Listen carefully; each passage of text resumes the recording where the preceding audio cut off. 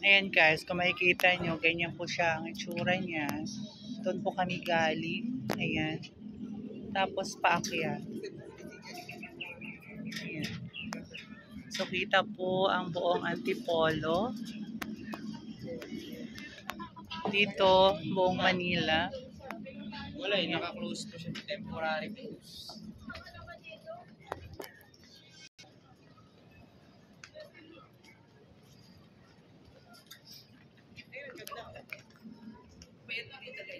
Ayoko mag-picture dahil pag nag-picture ako, sabihin na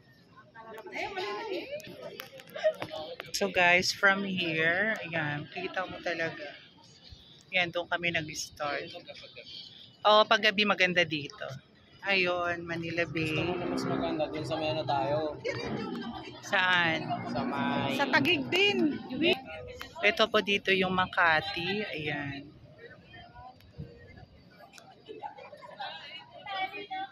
Tapos dito guys, meron silang ginawang mga ano, itong padlock. Ayan, marami siyang padlock.